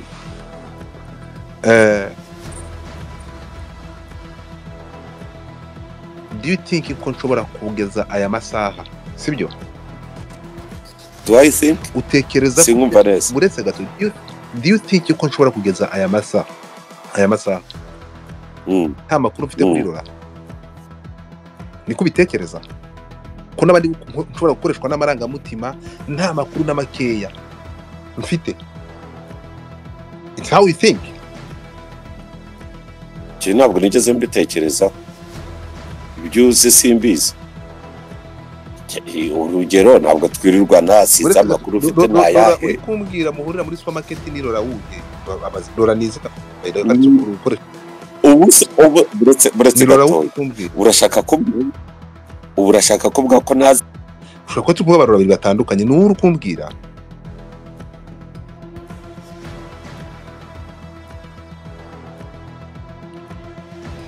Yacitse ntabwo ndi kumwumva.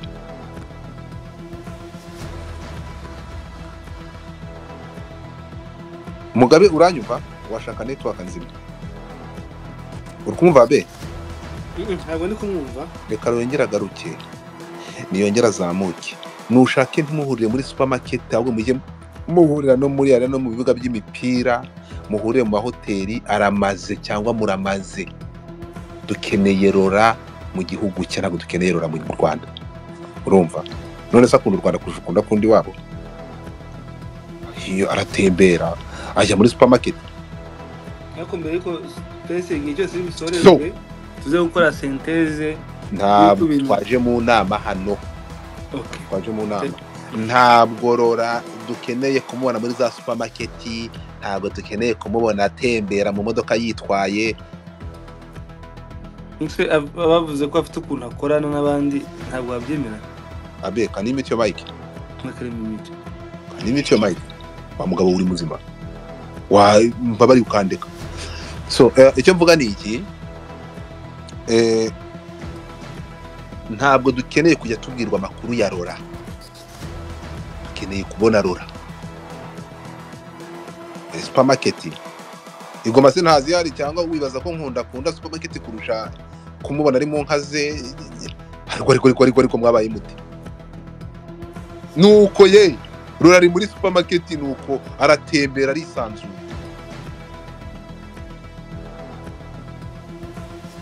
Nashake ntabwo dukeneye, ndakumva ubu ngubu ntidukeneye Rora widegembye ugenda akabonwa n'abanga turamubona yamaze kuba kibona umwe, bamwe baramubona abandi ntabwo Rora yigeze asaba ubwene gihugu bwo mu Rwanda kuko cyamara imyaka 15 ari mu Rwanda adashobora gukandagira iwabo. Nuko Rora ari umunyabwoba cyane, atinya kuba yambutse yapfa.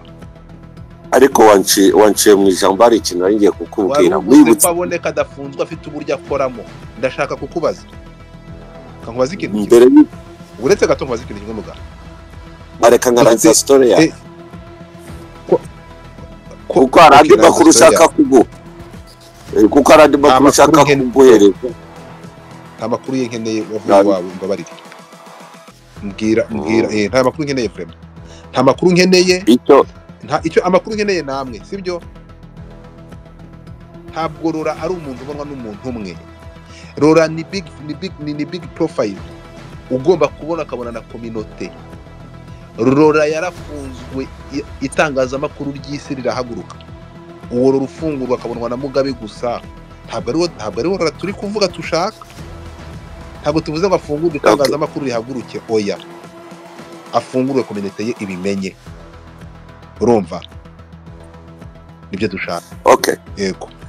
Okay.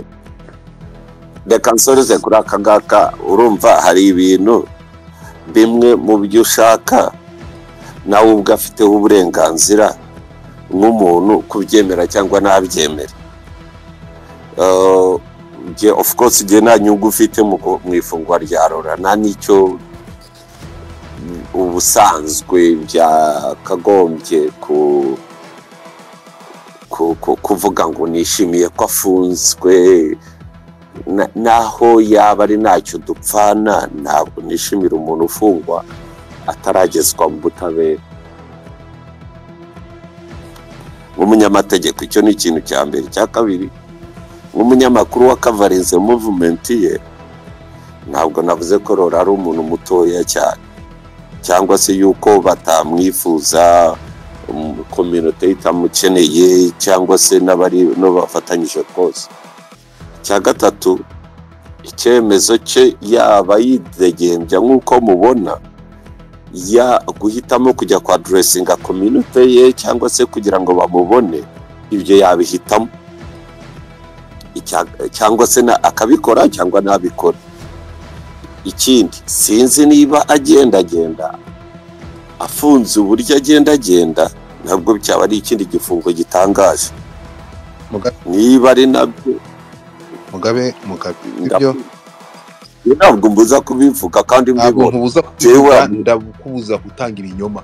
Ibyo uri kuvuga n'ibinyoma, ntabwo agenda uhura nawe ariko wa mugabo we ugitangaza. My friend, igihe cyane gato ntabwo ibyo bintu bikunda. Ugiye kugira umunyabinyoma. Ahubwo uri umunyabinyoma byinshi cyane kuri ibi bintu kumbwira. Tega amatwi gusobanurira. Listen to me. Umunsi Rora yavanguwe mu rugo akajyanwa Nyarutarama, turabizi turi mu na kangahe. Igihe twavuganaga nawe, igihe yagomba gukoresha telefone avugana n'abantu, turabizi. Twavuganaga nawe igihe yavaniwe amatelefone akagenda, windodogoza kuri platform. Ndagusabye. Okay. Ahubwo ndumva ufite amakuru. Ndumva ufite buretse gatoya rero kuzanga ugafata abantu 900 ugashaka kutugira abasazi, tubavuga ibyo nashaka kuvugira hano. Turi kumwe.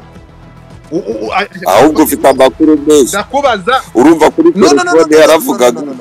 Ndakubaza. Uraza gufuringa abantu hano, urarajya gukora iki muri supermarket? Umusaza jewe gukora iki muri supermarket? I'm not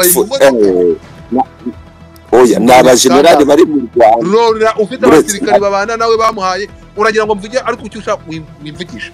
So ikintu kiriho, reka ntabwo Rora nta wahuye na supermarket. Uri kunyumva? We know more you know. Reka kuzanga rero gufuringa abantu babwira ngo Rora ngo wahuye na muri supermarket yake. Ryari. Ibyo bintu bireke ntabwo ari byo. S'il te plaît twumvikane. Jewe hari igihe cyageze mu agahenge agakoresha telefone. Twumvikane cyane. Okay. Telefone. Igihe cya telefone kuvaho nakubwira isaha n'amatariki. Nakubwiye. Okay. Reka nkubwire.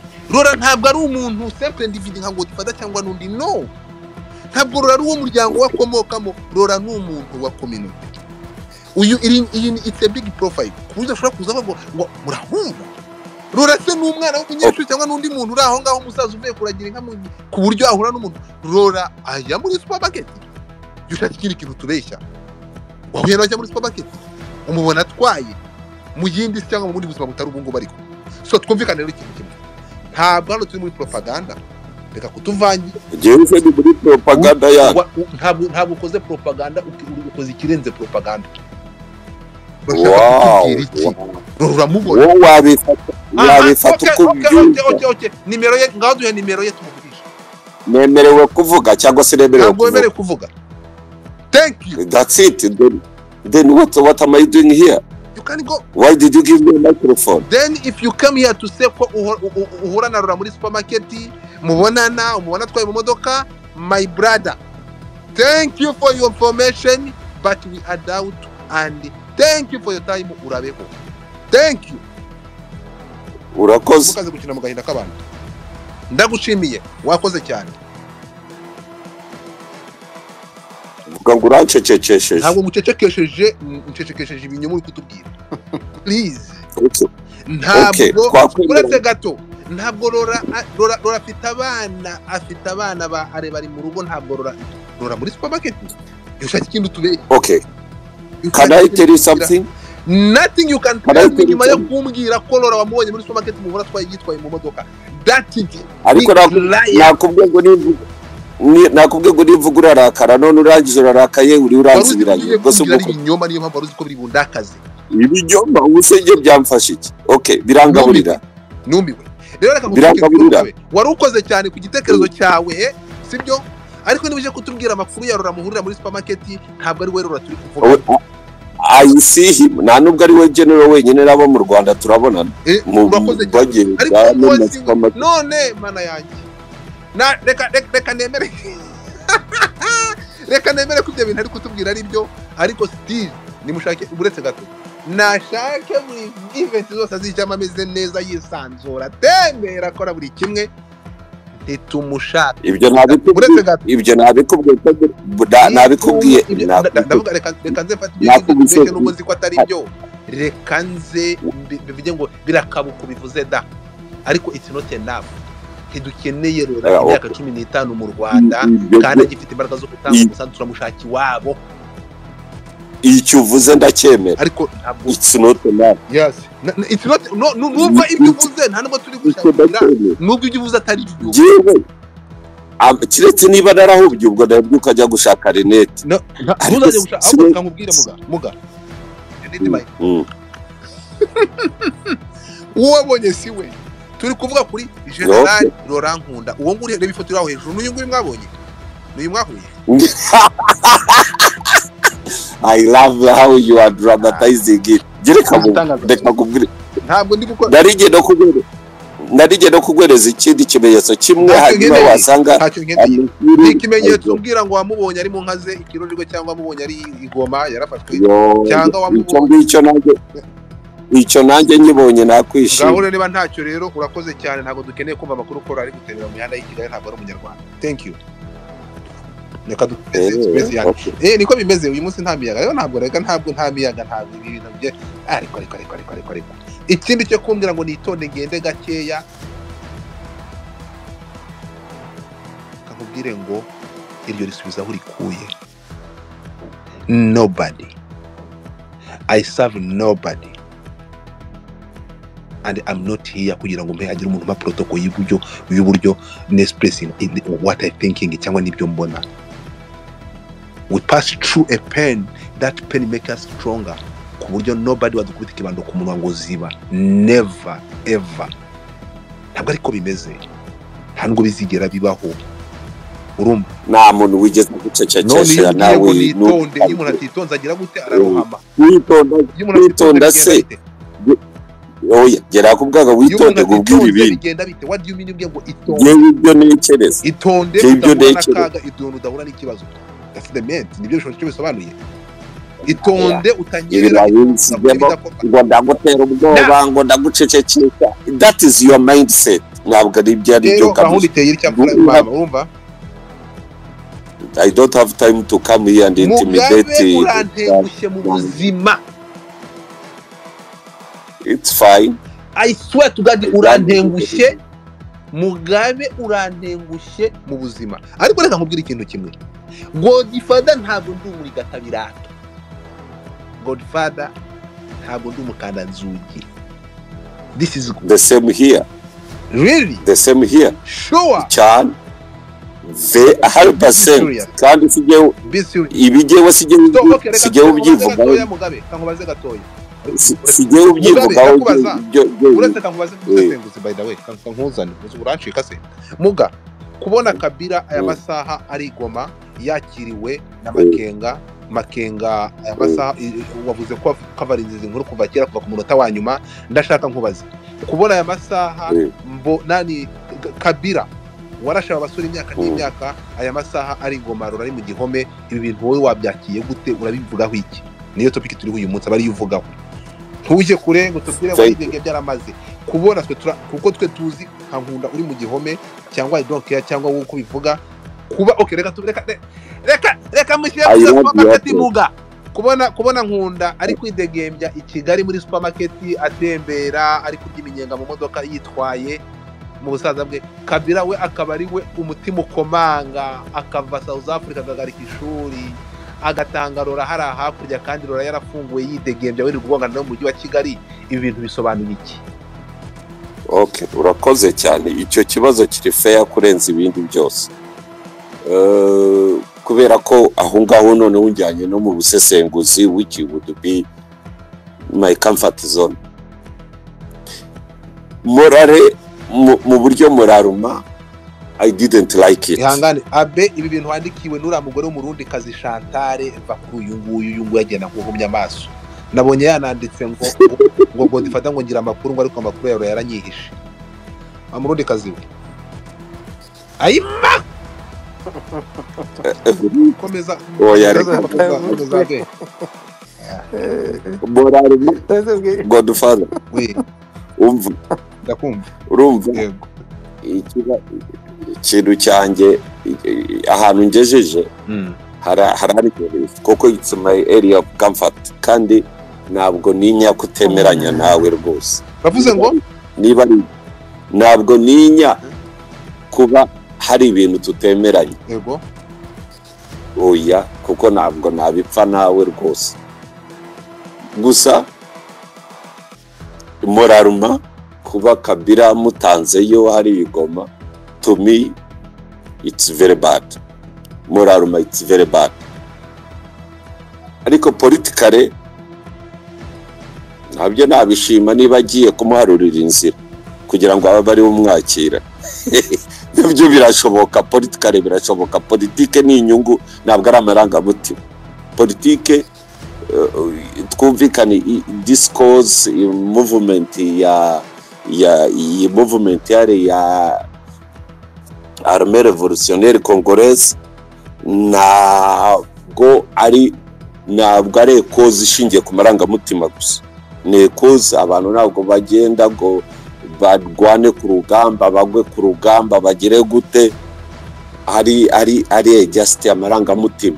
Oya, ni ibintu biba calculated, ni ibintu biba planned, ni ibintu bitegurwa, ni ibintu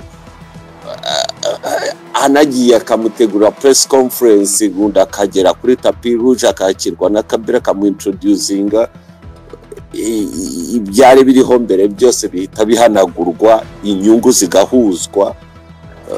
Yewe na Nkunda akazavaho akaba president wa repubulika ariyo yose, hanyuma Kabila kamusavinga cyangwa se akabaho nk'umuturage usanzwe.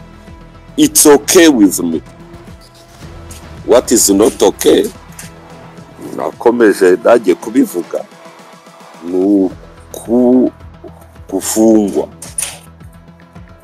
nani dosiye iri mu butabera ngo tuvuge ngo afungiwe aha, ashobora gusurwa, ni umufungwa nk'uko abandi bajya amageragere. N'ibyo ariko kuba yamutanzeyo morale it's wrong. Nk'umuntu uyobo watangije iriya cause cyangwa contributinze kuri cause, ariko kugendana none agiye kumutegurira byose birashoboka cyane kandi ndabibona biba. Donc kubibona bibi cyo mvuga I can see it coming. Ntabwo biriya bintu byakomeza uko biri ngo Nkunda aze atange press conference yakiriwe n'uwamurwanyaga wamushyiriyeho na international arrest warrants n'umuntu wari waramureze muri international court of iriya ya ICC, umuntu wari waramusabiye ibihano mpuzamahanga, ahubwo tukabona ari umwakira in a press conference cyangwa muri Goma bashaking hands kandi bari in one cause. To me yewe nizo nyungu zirenze amarangamutima. Ariko again amakuru ya Nkunda ntabwo ryewe yafiteho exclusivity cyangwa yakurusha cyangwa mucecekesha kuko tutabona ibintu kimwe, cyangwa se ahagomba kuba ari n'ukuntu agomba kujyayo n'ibiki byose nabyo ni ibintu bimwe duhishwa. ku makuru ya Nkunda hari ibyo nzi hari n'ibyo nazi aho ngaho rwose wowe na nka point ya supermarket yituzamura many kind of doubt. Let's say muri supermarket Mugabe yamubonye wenyine nta bundi yamubonye muri Kigali yaragiye guhaha iki oya wimusubiza inyuma aho yahatambutse ariko nyine havuze ngo ntabwo byose ariko abizi naye ndabwiye oya reka ngize point yerekana yatangiye neza umuvangiye kandi nshaka kugira ngo numve abe nzakugira mugakomeza biranashoboka yuko AFC ikomeza koza bakayigezaho bayigejeje ariko bikarangira umuyobozi wari ubirimo ari nawe ubikomeje akaza akabiyobora kandi yambaye costume nziza cyane kurenza ya dressing igihugu cyose kurenza just one community kuko n'abahari barakora kandi barakora neza nta kintu umuntu abagaya nta nubwo tuvuze ngo baramusimbuye cyangwa hari uwasimbuye Nkunda cyangwa ibiki Nkunda ni Nkunda ku giti cye ni umuntu ni gatozi afite uko ameze afite n'ukuntu icyama kimufata so cyewe ntabwo mbimukuraho ariko ibyo Abe yongeye kunsubizamo abantu mbona nesha amaso yanjye ni benshi kimwe n'uwo twahuriye nawe w'umujenerali twahuriye muri supermarket ndamutwaza ari we wari wifatiye akantu nakagombye gutekereza yuko military police murinze ariyo yakagombye kuba ije ikamufatira ka bucket ko muri supermarket ariko ukabura rakifatira and is okay so ibyo ngibyo ntabwo njya kubyisobanuraho cyane ntabwo mvuga ko ari gihe amubonye gusa whoever wamubonye yatangaza ko yamubonye nuko amuheruka ariko hari abandi bandusha amakuru hari abazi igihe aheruka kuvugira kuri phone nuko byagenze n'ibiki cyewe ayo makuru nayo mfite cyewe ibyo navuze I witness ibyo nabonye niba mutemera ko ari byo aboke ariko nta mpamvu mfite zo guhagarara hano ngashinyagurira Nkunda wamushinyagurira ngaho soza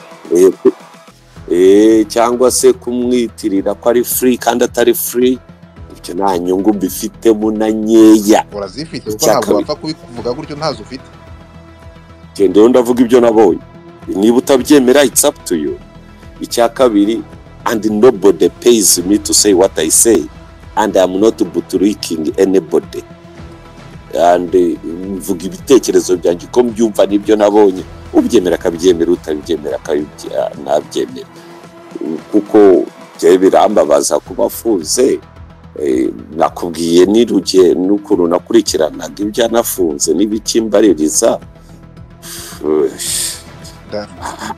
ndagushimira I wasn't serving anybody namatsiko yanjye nk'umunyamakuru nk'umuntu nzi nk'umuntu iki nanjye ari hariya ayobora iriya kozi cyangwa se akora ibyo akora byo byanshimisha ndagushimiye ko urakoze n'ukuri kandi nshimiye ko at least birangiye ubihaye umurongo waratubwiye ko adafunzwe ahubwo tuzatungurwa ko ashobora kuba ari no muri service wari utangiye no kumpingero ngo bari abantu baza wari utangiye kutwumvisha ukuntu ari mu kazi oya ariko ndashima ko urangije uvuga ko afunzwe nibyo arafunzwe muga so rero wakoze cyane ndanashima ko urukumva ko nabyemeye ibyo bivuze kuko hari amakuru ari update n'ibyo umpaye amakuru menshi byadaherukira kuvugira kuri phone naho yavuye bakamujyana ahandi wenda undusha amakuru ariko jewe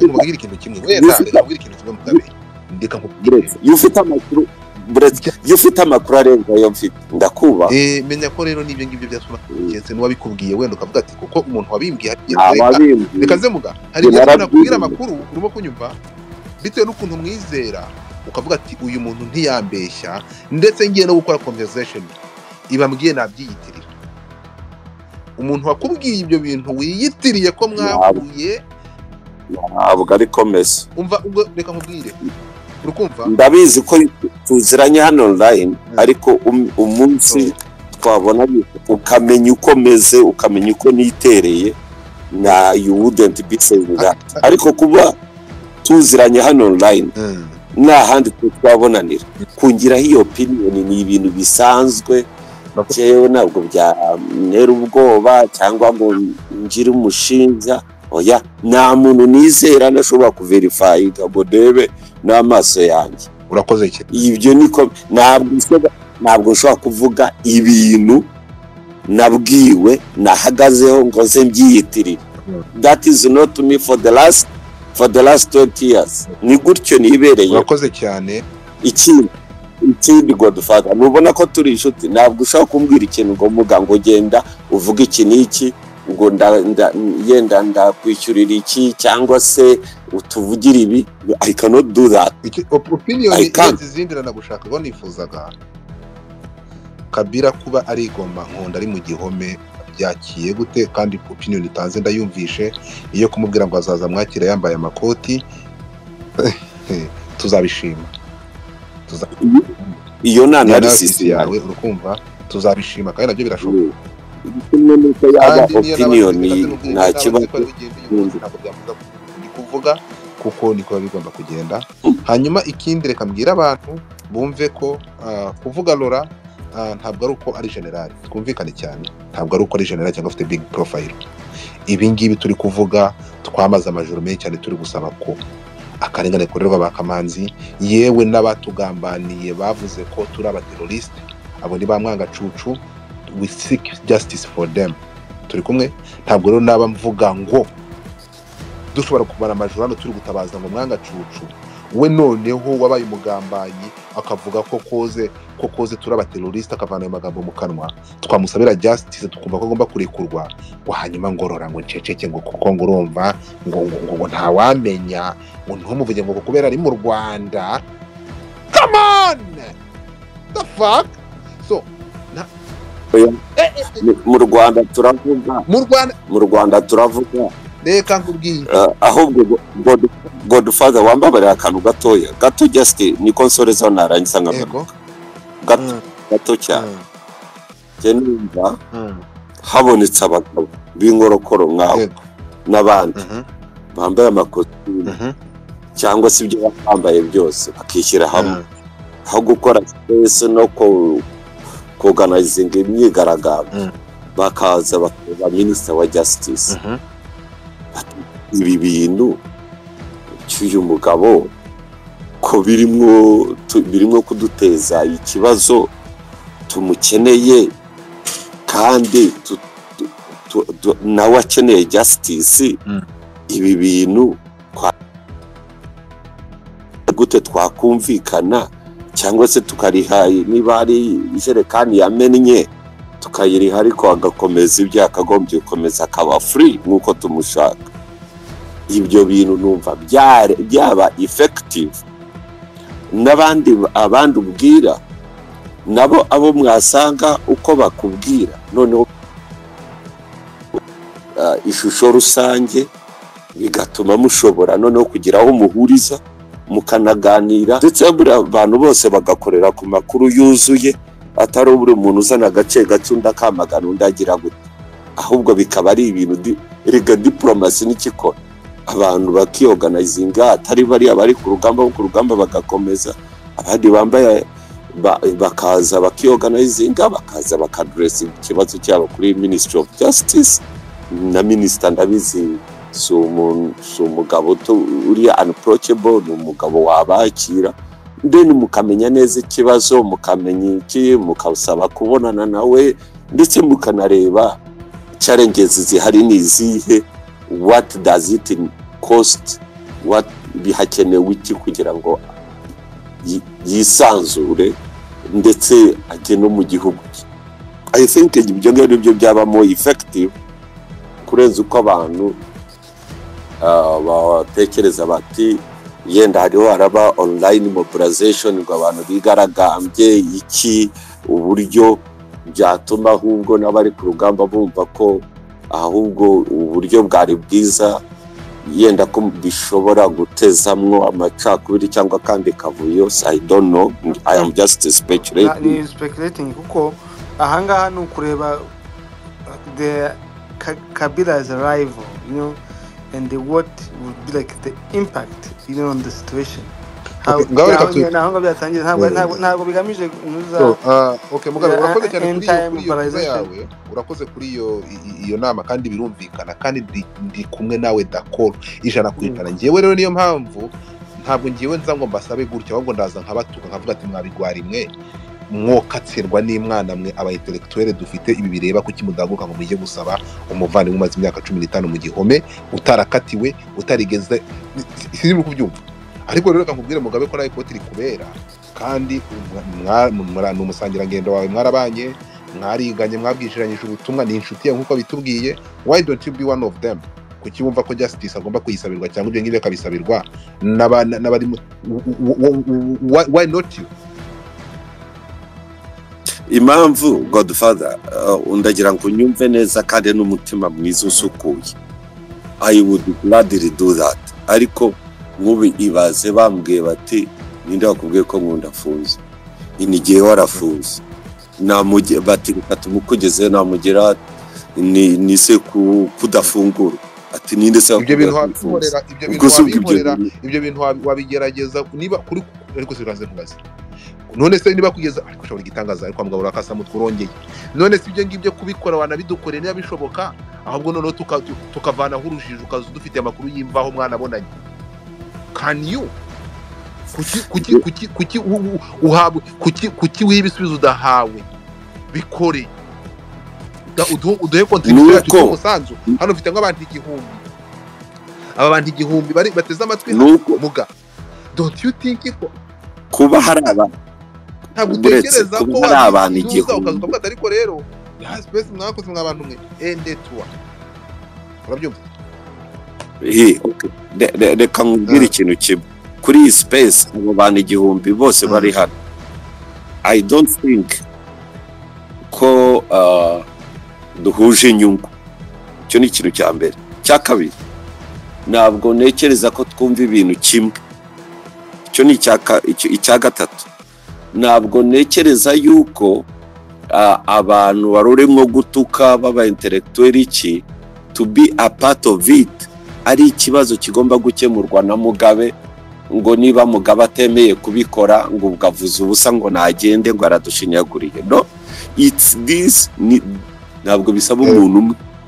Niyo mpamvu nakubwiraga ntabwo bisaba umuntu umwe ugenda ngo agakura ngo n'abandi ngo tumaze akanya byaba abantu kandi abantu b'abagabo n'abagore bari serious bagakurikirana zo bakareba ikibazo gihari hanyuma icyo kibazo bakareba uburyo cyakemurwa byananirana bakamenya bati byananiranye gutya na gutya bakaza bakinforminga abandi bakavuga bati nyuma ya space mwa groupe mwe mwashyizwe